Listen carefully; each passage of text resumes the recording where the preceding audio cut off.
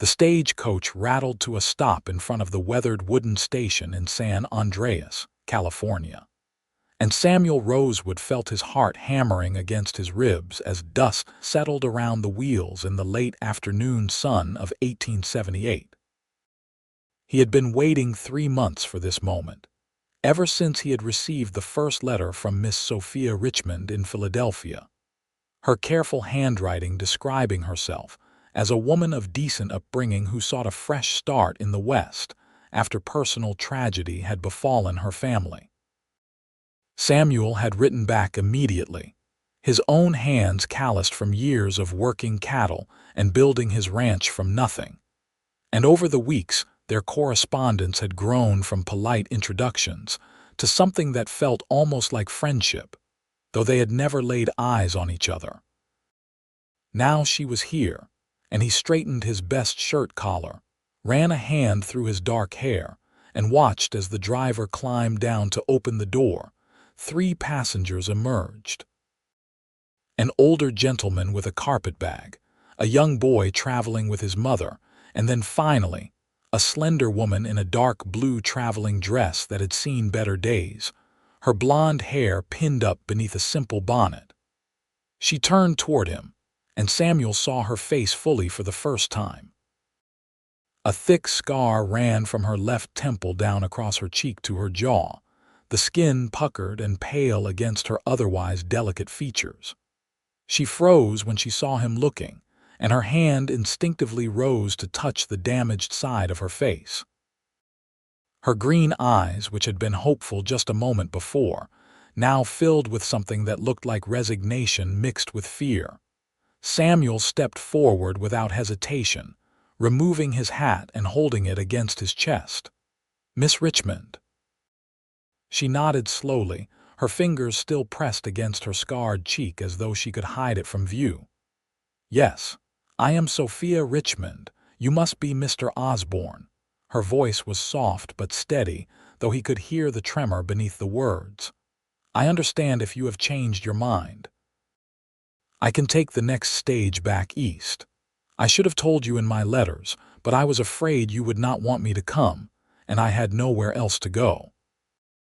He looked at her properly then, not just at the scar but at the way she held herself upright despite obvious exhaustion, at the determined set of her jaw, at the courage it must have taken to travel 2,000 miles to marry a stranger when she clearly expected rejection. Samuel had seen plenty of scars in his 30 years. He bore several himself, from cattle drives gone wrong, from breaking wild horses, from the hard life that came with carving out an existence in California gold country after the boom had faded. What he saw in Sophia Richmond was not damage but survival. "I see only your courage, Miss Richmond," Samuel said quietly, and he meant every word. "The fact that you are standing here after whatever happened to you, that you were brave enough to come west and start over, that tells me everything I need to know about your character. If you will still have me, I would be honored to make you my wife." Sophia's hand fell away from her face, and tears spilled down her cheeks, cutting tracks through the dust of travel. "You truly mean that?" "I do not say things I do not mean, madam." Samuel offered his arm, and after a moment of hesitation, she took it. Her grip was tight, as though she feared he might disappear if she let go. "Let me help you with your trunk. I have a wagon waiting, and my ranch is about 5 miles outside of town. We can be married at the church tomorrow if that suits you, or we can wait if you need more time to be certain of your decision." "Tomorrow," Sophia said quickly. "I am certain. I have been certain since I read your 3rd letter, when you wrote about building your ranch with your own hands and about the mountains you can see from your porch. I want to see those mountains, Mr. Osborne. I want to start my new life." Samuel collected her battered trunk from the back of the stage, noting its weight and wondering what possessions she had chosen to bring from her old life to her new one. He secured it in the back of his wagon, then helped Sophia up onto the seat. She sat with her hands folded in her lap, Her scarred cheek turned slightly away from him as though old habits died hard. As Samuel climbed up beside her and took the reins, he found himself wanting to know everything about this woman who would become his wife. But he sensed that pushing too hard too soon would only frighten her. They rode in silence for the first mile, the only sounds the creak of wagon wheels and the steady clip of the horses' hooves on the hard, packed dirt road.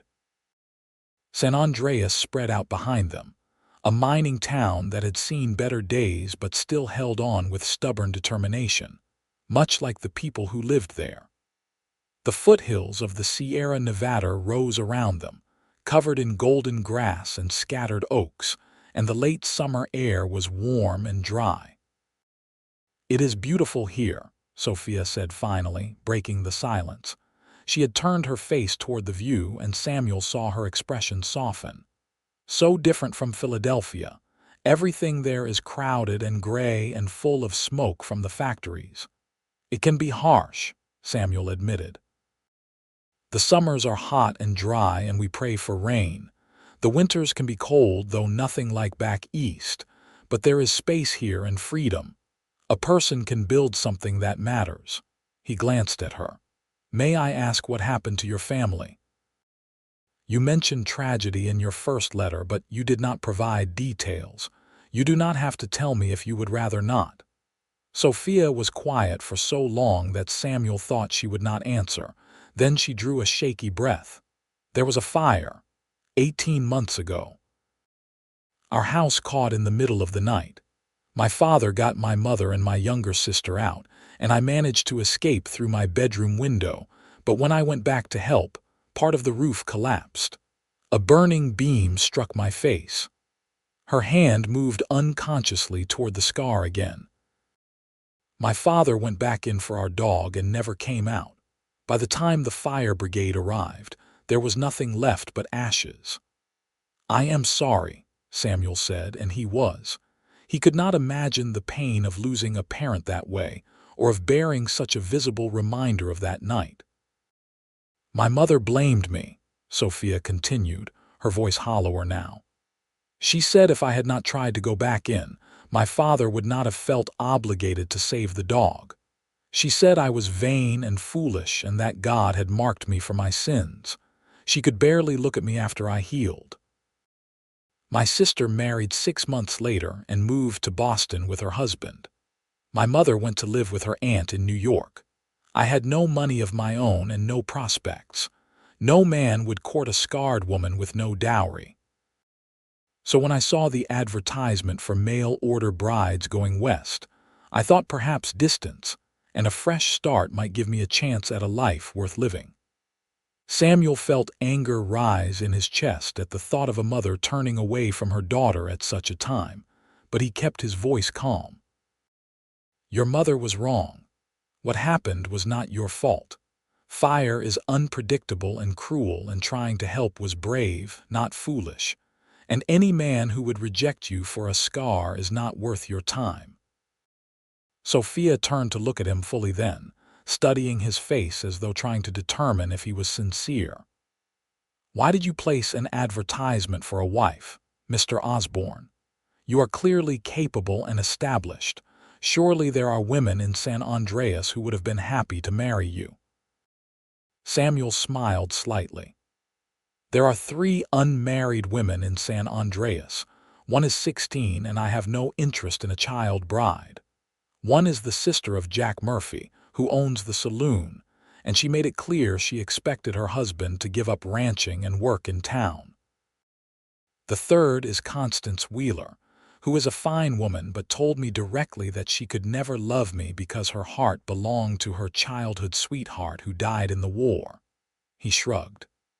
"I am 30 years old, and I have spent the last 8 years building my ranch and my herd. I am ready for a partner, for a family. I wanted someone who understood what it means to work hard and to appreciate what we are building together. Your letters showed me you were that kind of person." "I know nothing about ranching," Sophia said.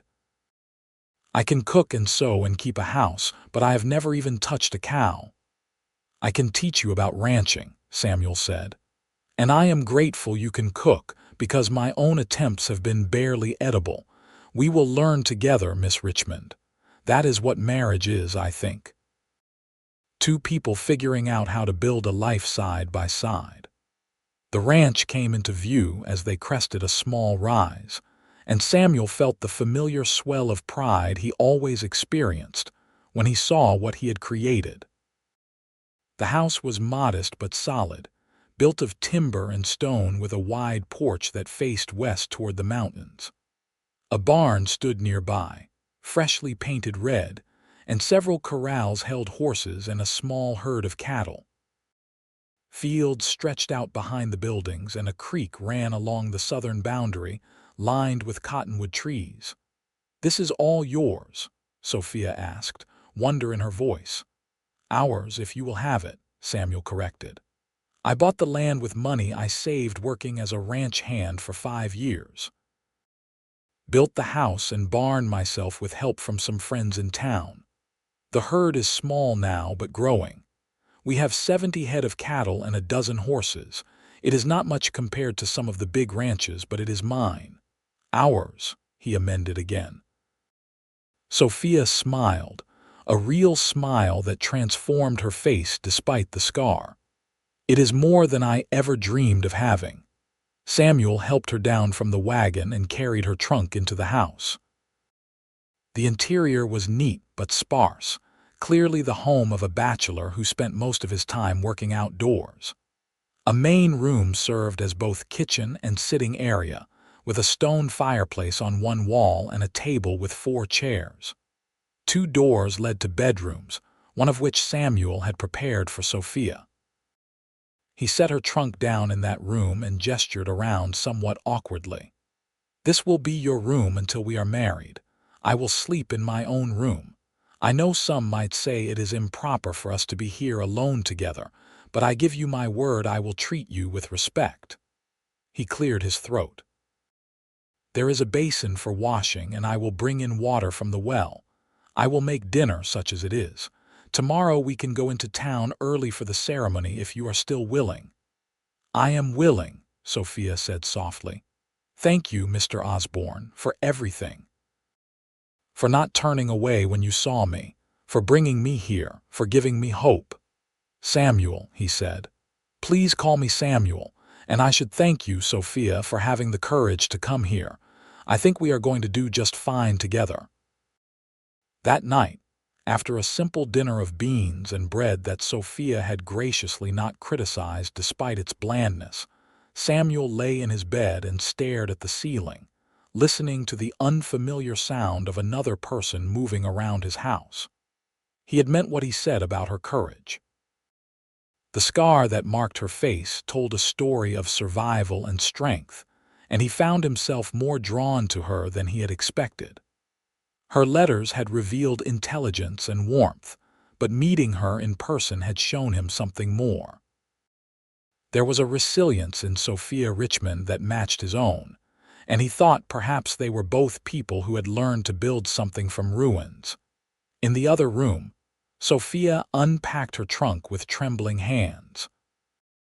She had barely allowed herself to hope during the long journey west, certain that, when Samuel Osborne saw her face, he would send her back or, worse, marry her out of pity while regretting his choice forever.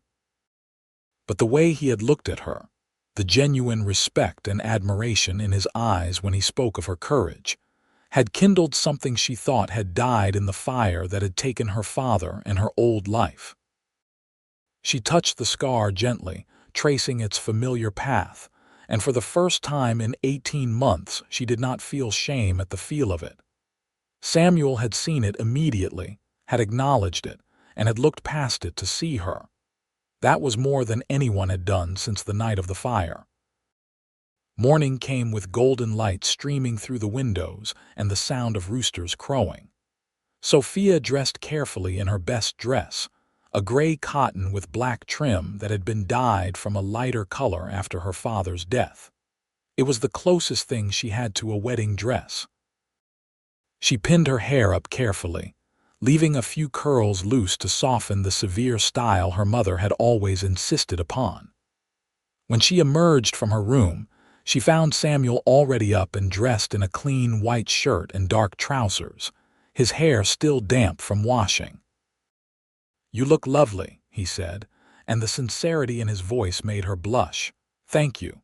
You look very handsome yourself." It was true. Samuel Osborne was a tall man with broad shoulders and strong features, his face weathered from years of outdoor work but kind. His dark eyes held warmth, and his hands, though rough and scarred, had been gentle when he helped her from the wagon. They rode into San Andreas together as the sun climbed higher, and the town was already awake and busy.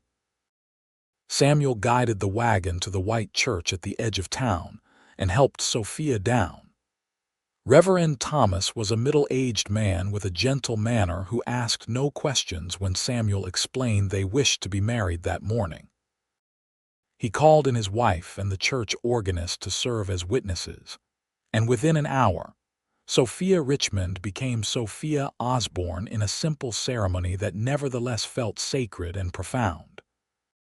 "You may kiss your bride," Reverend Thomas said with a smile, and Samuel turned to Sophia with a question in his eyes. She nodded slightly, and he leaned down to press a chaste kiss to her lips, brief and soft but full of promise. They signed the marriage certificate, and Samuel paid the reverend. As they walked back to the wagon, Sophia felt as though she was floating. She was married. She had a home and a husband who looked at her as though she was valuable and worthy. It seemed impossible after everything she had been through.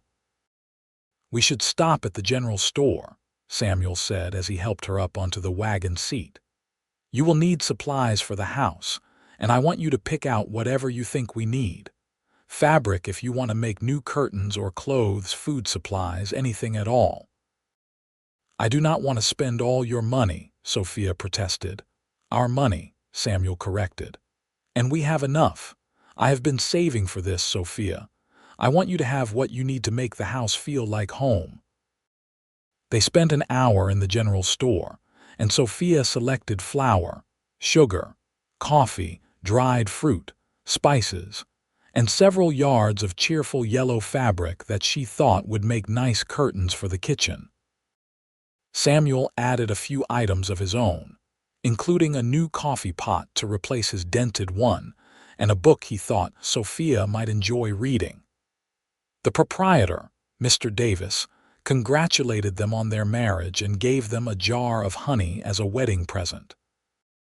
As they loaded their purchases into the wagon, a woman's voice called out across the street. "Samuel Osborne, is that you?" Samuel turned and smiled. "Mrs. Patterson, how are you?" An older woman with gray hair and a warm smile crossed the street, followed by a younger woman who looked to be about Sophia's age. "I am well, thank you. I heard you were getting married today. This must be your bride." She turned her friendly gaze on Sophia, and Sophia steeled herself for the inevitable reaction to her scar. But Mrs. Patterson's expression did not change except to grow warmer. "Welcome to San Andreas, dear. I am Ruth Patterson, and this is my daughter, Emma. We have a farm about 3 miles from your ranch. It is nice to meet you," Sophia said, relaxing slightly. "I am Sophia Osborne. If you need anything at all, you come see us," Emma said. She had red hair and freckles and an open, friendly manner. "It can be lonely out here, especially if you are not used to it. We have a quilting circle that meets once a month, and you would be very welcome to join us." "I would like that," Sophia said, surprised and touched by the warm welcome. They chatted for a few more minutes before Samuel indicated they should head back to the ranch. As they drove out of town, Sophia felt something inside her chest loosen. She had expected judgment and rejection, but instead she had found kindness. It was more than she had dared to hope for. The first weeks of marriage were an adjustment for both of them. Sophia threw herself into making the house a home. sewing the yellow curtains and hanging them in the kitchen, scrubbing every surface until it gleamed, and experimenting with the wood stove until she could produce meals that were actually flavorful. Samuel taught her about the ranch, showing her how to collect eggs from the chickens, how to milk the 2 cows he kept for dairy, and how to approach the horses without startling them. She was nervous around the large animals at first, but Samuel was patient, and gradually she grew more confident. They were still learning each other, finding a rhythm in their days. Samuel would rise before dawn to tend to the animals and work in the fields, and Sophia would have breakfast ready when he came back to the house. They would eat together, talking about small things, getting to know each other's preferences and habits. In the evenings after dinner, they would sit on the porch and watch the sun set behind the mountains, sometimes talking, sometimes simply enjoying the comfortable silence that had developed between them. Samuel had not pressed her for more than the chaste kisses they exchanged morning and night, and Sophia was grateful for his patience. She was still learning to trust this new life, this man who treated her with such consistent kindness. Her mother's words still echoed in her head sometimes, telling her she was damaged and unworthy, and it took time to replace those voices with new truths. One evening, about 3 weeks after their wedding, Sophia was preparing dinner when she heard a commotion outside. She looked out the window to see Samuel running toward the barn, and then she heard what had alarmed him, the frantic neighing of horses and the sound of wood splintering. She dropped the spoon she had been holding and rushed outside. One of the horses, a young stallion Samuel had been training, had somehow gotten spooked and was thrashing in his stall, kicking at the walls.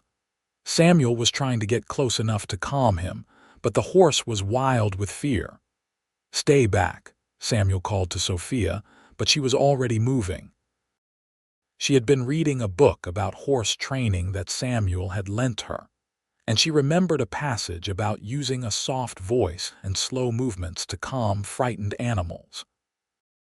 She began to sing, an old lullaby her father had sung to her as a child, and she walked slowly toward the stall with her hand outstretched, palm up. The horse's ears swiveled toward her, and his thrashing slowed. Sophia kept singing, kept walking slowly forward. Samuel watched with his heart in his throat, ready to pull her away if the stallion lashed out. But the horse seemed mesmerized by Sophia's voice. She reached the stall and extended her hand carefully. The stallion snorted and pawed the ground but did not kick. Sophia kept singing, and gradually the horse's head lowered and he allowed her to touch his muzzle. "Easy, beautiful boy," Sophia murmured, switching from song to soft words. "You are safe. Nothing is going to hurt you. You are safe." Samuel moved carefully to her side and ran his hands over the horse's body, checking for injuries. "He is not hurt. Something must have scared him. A snake maybe, or a rat." He looked at Sophia with open admiration. "That was incredible and dangerous. You could have been kicked." "I know," Sophia said, still stroking the horse's nose. "But I could not just stand by and do nothing when he was so frightened. I am sorry if I worried you." "You did worry me," Samuel said, "but you also amazed me. You have a gift with animals, Sophia. I think this fellow would have hurt himself badly if you had not calmed him." He checked the stall and found a large rat snake coiled in the corner, which he carefully removed with a shovel and released far from the barn. That was the culprit. Harmless, but I can see why it would spook a young horse. That night, as they sat down to a dinner that had been delayed by the incident, Samuel reached across the table and took Sophia's hand. "I want you to know how grateful I am that you are here. You have brought so much to this ranch already. The house feels like a home now, and you handled that situation today better than some ranch hands I have known. You are strong, Sophia, and capable, and I am proud to call you my wife." Sophia felt tears prick her eyes. "I am grateful to be here." When I was in Philadelphia, I thought my life was over. I thought I would spend my days alone and unwanted. But here with you, I feel like I have purpose again, like I matter." "You do matter," Samuel said firmly. "To me, to this ranch, to the life we are building. Never doubt that." That night, when they said good night outside their separate bedroom doors, Sophia leaned up and kissed Samuel with more warmth than she had before, and he responded carefully, his hand coming up to cup her unscarred cheek. When they pulled apart, they were both breathing harder. "I am glad I married you, Samuel Osborne," Sophia whispered. "I am glad I married you too, Sophia Osborne," he replied. As summer turned toward autumn, Sophia and Samuel fell into an easy partnership. They worked side by side during the day, and their evenings grew longer and more intimate as they talked about their pasts and their hopes for the future. Sophia learned to ride a horse, tentatively at first and then with growing confidence, and Samuel took her on long rides through the Golden Hills to show her the full extent of their property and the wild beauty of the California landscape. One crisp October morning, Samuel came in from his chores with an announcement. "There is a cattle drive happening next week.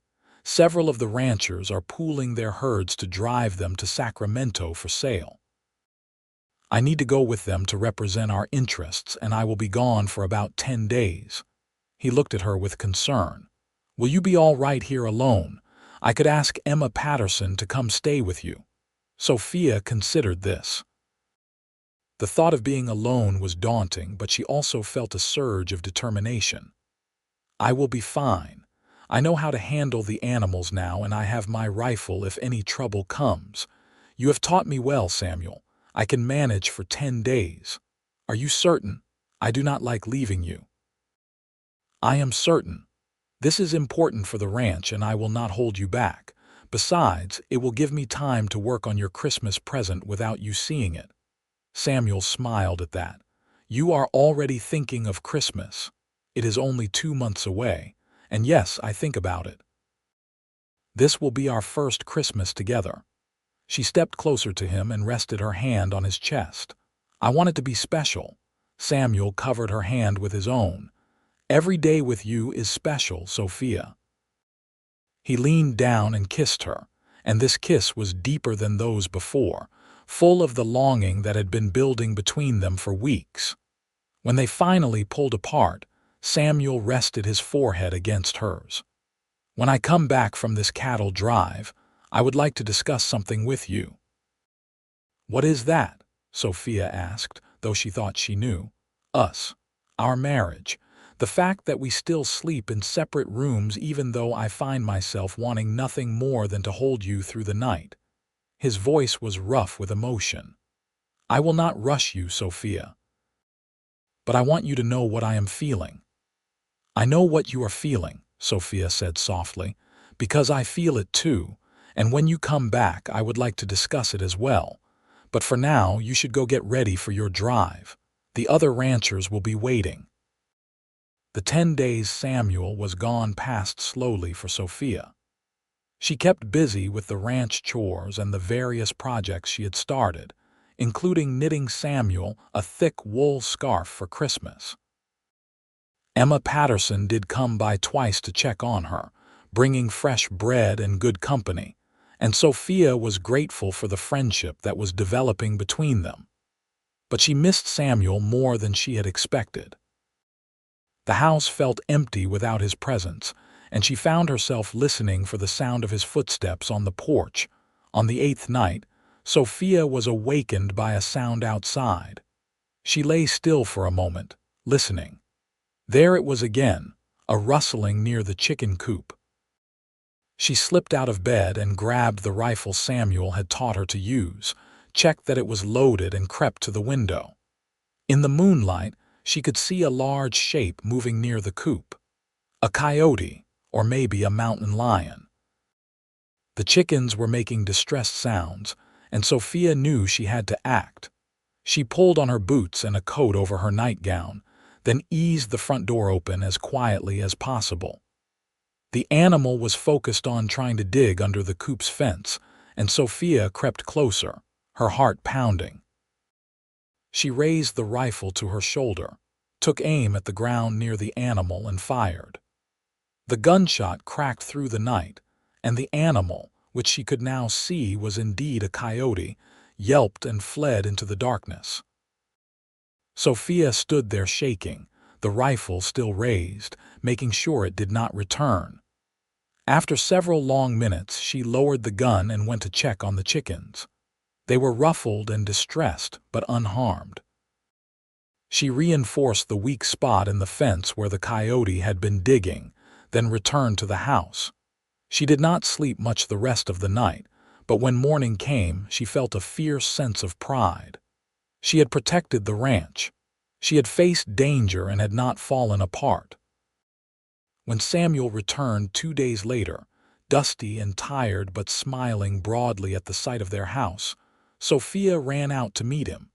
He caught her in his arms and spun her around, and she laughed with pure joy. "I missed you," Samuel said, setting her down but not letting go. "Every night I thought about you here and wished I was home. I missed you too, and I have news. I fought off a coyote."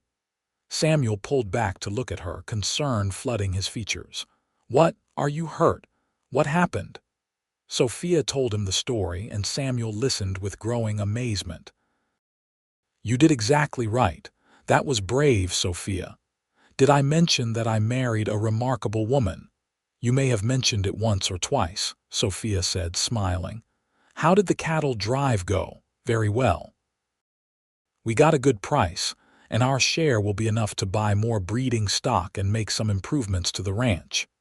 He looked down at her, his expression growing serious. "I thought about you every moment I was gone, and I realized that I have fallen in love with you, Sophia. Completely and deeply in love. I know we agreed to this marriage as a practical arrangement, but somewhere along the way it became so much more for me. I love your strength and your kindness. I love the way you sing to the horses and the way you laugh when I tell terrible jokes.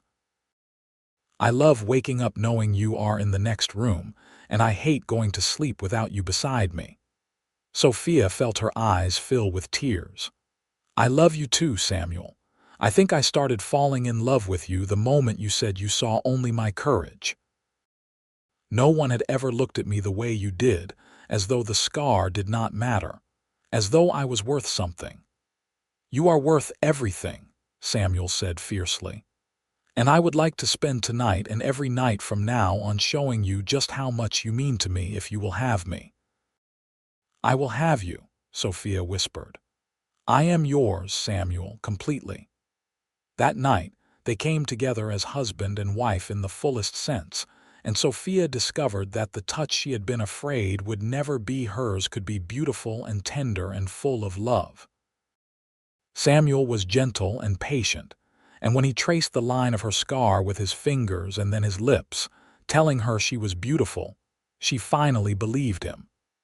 They fell asleep in each other's arms, and Sophia slept more soundly than she had since before the fire. The months that followed were the happiest of Sophia's life. Winter came to the Sierra foothills, bringing rain and occasional frost, but nothing like the bitter cold she had known in Philadelphia. She and Samuel worked together to prepare the ranch for the season, repairing fences and structures, laying in supplies, and planning for the spring. The love between them grew deeper and more comfortable, and Sophia found herself laughing more than she had in years. Christmas arrived, and they celebrated quietly but joyfully.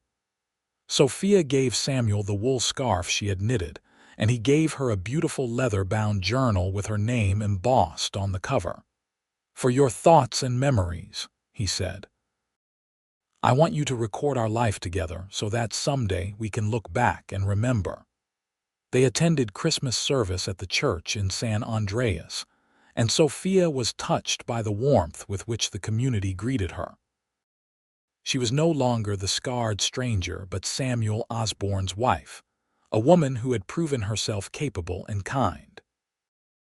Emma Patterson invited them for Christmas dinner along with several other families, and Sophia found herself surrounded by laughter and good food, and the sense of belonging she had thought she would never feel again. In February, Sophia realized she had not had her monthly courses in some time. She waited another week to be certain, then told Samuel one evening as they sat by the fire, "I think I am going to have a baby." Samuel's face went through a series of expressions, shock, joy, wonder, before he pulled her into his arms. "Truly, we are going to be parents." "Yes," Sophia said, laughing and crying at the same time. "In the late summer, I think. August or September." "This is the best news I have ever received," Samuel said. He placed his hand gently on her still flat stomach. "Hello, little one. Your mother and I are very happy you are coming." The pregnancy progressed smoothly, though Sophia found herself tired in the early months and plagued by nausea in the mornings. Samuel was endlessly solicitous, insisting she rest more and taking on extra work to spare her. Emma Patterson became a regular visitor, bringing advice and baby clothes her own children had outgrown. The quilting circle threw Sophia a small party, presenting her with a beautiful baby quilt they had all worked on together. As summer arrived and Sophia's belly grew round and prominent, Samuel became increasingly protective. He hired a young man named Tom from town to help with the heavier ranch work so that he could stay closer to the house. He read every book on childbirth he could find in San Andreas and sent away for more. He drove Sophia to distraction with his concern, but she loved him for it. On a hot night in late August, Sophia woke Samuel with a hand on his shoulder. "The baby is coming." Samuel shot out of bed as though propelled by a spring. "Now, are you certain? What do we do?" "We get Mrs. Patterson like we planned," Sophia said, breathing through a contraction, "and you try to stay calm." Samuel rode to the Patterson farm faster than he had ever ridden, and Ruth Patterson calmly gathered her supplies and returned with him. She took charge of the situation with the ease of a woman who had birthed 6 children of her own and helped deliver dozens more. She sent Samuel to boil water and bring clean linens, giving him tasks to keep him occupied while she attended to Sophia. The labor was long and difficult, lasting through the night and into the next day. Samuel stayed by Sophia's side when Ruth allowed it, holding her hand and wiping her forehead with a cool cloth. He told her how strong she was, how brave, how much he loved her. And finally, as the sun began to set on the second day, their son was born with a lusty cry that announced his arrival to the world. "You have a boy," Ruth said, placing the squalling infant on Sophia's chest. "A healthy, perfect boy." Sophia looked down at her son through tears of exhaustion and joy. He had a shock of dark hair and his father's nose and tiny fingers that grasped at nothing. "Hello, little one," she whispered. "I am your mother, and I love you so much already." Samuel was openly weeping as he looked at his wife and newborn son. "He is perfect. You are perfect. I cannot believe this is real." "What will you name him?" Ruth asked as she cleaned up and prepared to give the new parents some privacy. Samuel and Sophia looked at each other, and Sophia nodded. They had discussed names for weeks. "Patrick," Samuel said. "Patrick Thomas Osborne, after my father." "That is a fine name," Ruth said. She showed Sophia how to help the baby latch for his first nursing, then quietly left with instructions to call for her if anything seemed wrong. That night, Samuel lay beside Sophia in their bed with tiny Patrick sleeping in a cradle Samuel had built beside them. He watched his wife and son with a sense of profound gratitude and wonder. 2 years ago he had been alone, building his ranch with only his own dreams for company. Now he had a wife he loved beyond measure and a son. His life felt full and rich and purposeful in ways he had never imagined. "Thank you," he whispered to Sophia. She turned her head to look at him, her eyes heavy with exhaustion but bright with happiness. For what? For being brave enough to come west, for giving me a chance, for building this life with me, for our son, for everything. Thank you for seeing past the scar, Sophia replied softly. For teaching me that I could be loved, for giving me a home and a family. You saved me, Samuel. We saved each other, Samuel said. He leaned over to kiss her gently. And we are just beginning. The years that followed were full of hard work and deep joy. Patrick grew into a sturdy, curious boy with his mother's green eyes and his father's determined spirit.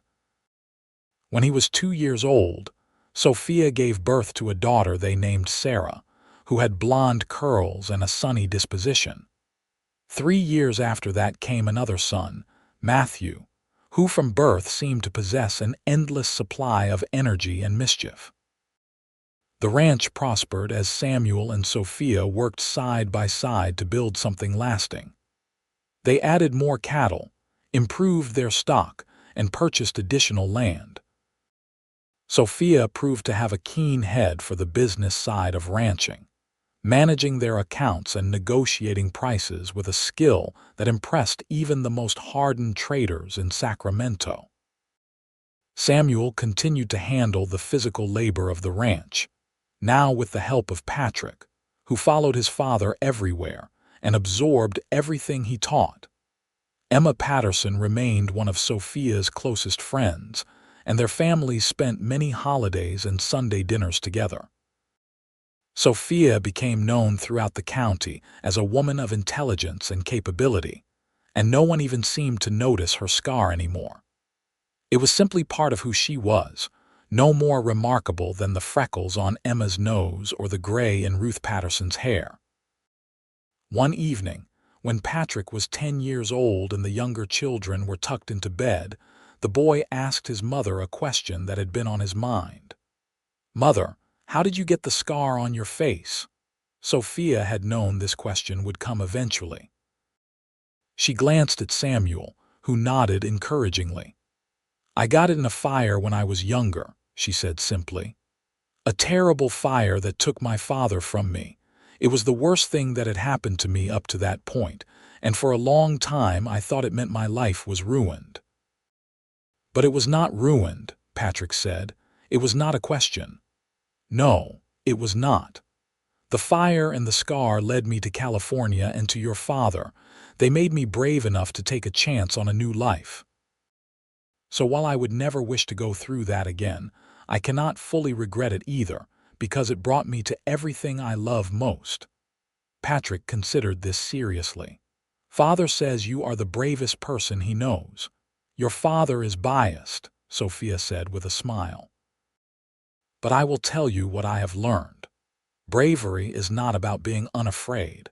It is about being afraid and doing what needs to be done anyway.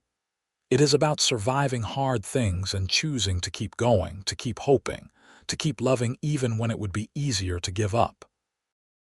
"I think you are brave too," Patrick said, "and I think your scar is interesting. It makes you look like a warrior." Sophia laughed and pulled her son into a hug. "Thank you, my darling boy. Now off to bed with you. Morning comes early." After Patrick had gone to his room, Samuel came to sit beside Sophia on the porch where she had settled to watch the stars emerge. He put his arm around her and pulled her close.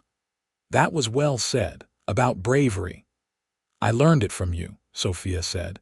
"You saw it in me before I saw it in myself." "I saw what was already there," Samuel corrected. "I just pointed it out." They sat in comfortable silence for a while, listening to the night sounds of the ranch, the crickets and the distant sound of cattle lowing and the wind in the oak trees. It was the sound of home. "You ever regret it?" Sophia asked suddenly. "Marrying a mail-order bride sight unseen, taking such a chance." Samuel turned to look at her, and even in the dim light she could see the love in his eyes. "Not for a single moment. You were the best gamble I ever took, Sophia Osborne. Marrying you was the smartest thing I ever did. Even though I came with a scar, especially because you came with a scar," Samuel said seriously. Because that scar represents everything you survived to get here. It represents your courage and your strength. I told you on the day we met that I saw only your courage, and that is still true. When I look at you, I see the woman who had the bravery to cross a continent for a chance at happiness. I see the woman who calmed a frightened horse with a song. I see the woman who fought off a coyote to protect our livestock. I see the woman who gave me 3 beautiful children and who built this ranch alongside me. I see my partner, my love, my heart. The scar is part of you, and I love every part of you. Sophia felt tears slide down her cheeks, but they were happy tears. I love you too, Samuel, more than I can ever express. Then show me, Samuel said with a smile, and he stood and offered his hand. She took it and let him lead her inside, where they had built a life from hope and determination and love. As the years continued to pass, the Osborne family became a fixture in San Andreas and the surrounding county. Patrick grew into a fine young man who eventually took over much of the ranch's operation, allowing Samuel and Sophia to slow down a bit as they entered their 50s. Sarah married a young schoolteacher and settled in town, where she taught at the school alongside her husband. Matthew, true to his adventurous nature, went to work on one of the big ranches in the Sacramento Valley, but came home often to visit. Samuel and Sophia grew old together, their love deepening with each passing year. They had weathered droughts and harsh winters, the loss of friends and the joy of grandchildren. Samuel's dark hair turned silver, and Sophia's blonde hair faded to white. The scar that had once been so prominent on her face became just another line among the many that came with age and laughter, and a life well lived. On their 30th wedding anniversary, the entire family gathered at the ranch for a celebration. Patrick and his wife had given Samuel and Sophia 5 grandchildren. Sarah and her husband had 3. Matthew, who had finally married a spirited young woman named Lucy, had just announced they were expecting their first child. The house rang with laughter and music and the sound of children playing. As the party wound down and the various families departed for their own homes, Samuel and Sophia found themselves alone on the porch once more, watching the sun set behind the mountains as they had done thousands of times before. 30 years, Sophia mused. It seems impossible. I remember the day I stepped off that stagecoach as though it was yesterday. I was so frightened. I was terrified, Samuel admitted. I had no idea if you would even like me, let alone if we could build a life together. We did more than build a life, Sophia said. We built something extraordinary. A family, a legacy, a love story that I hope our grandchildren will tell their grandchildren someday. Samuel took her hand and raised it to his lips. The mail-order bride with the scar across her face and the cowboy who saw only her courage. It does sound like a story, does it not? It sounds like our story, Sophia said, and I would not change a single moment of it. They sat together as the stars emerged one by one. 2 people who had taken a chance on each other 3 decades before, and had discovered that courage and love could build something that would last forever. The ranch spread out around them, prosperous and well-tended, a testament to their hard work and partnership. Inside the house, photographs lined the walls, capturing moments from their life together. Their wedding day, Patrick's first birthday, Sarah's graduation, Matthew on his first horse, and dozens more.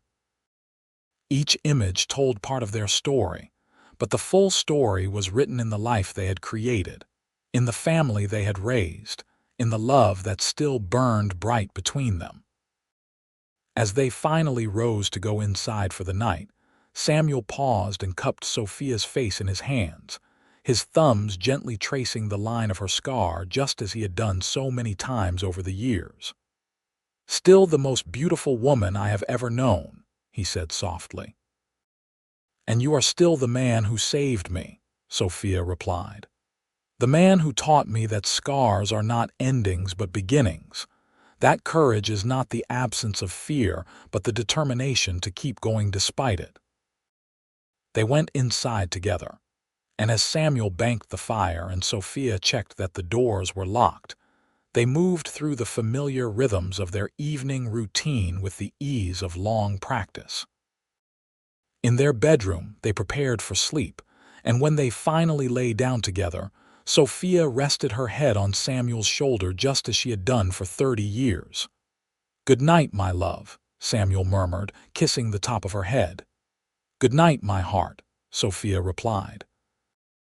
And in that simple exchange, in the comfort and security of their shared bed in the house they had built together, the story that had begun with a scarred woman and a cowboy who saw her courage continued, a quiet testament to the transformative power of love and the extraordinary things that can grow from the smallest seeds of hope.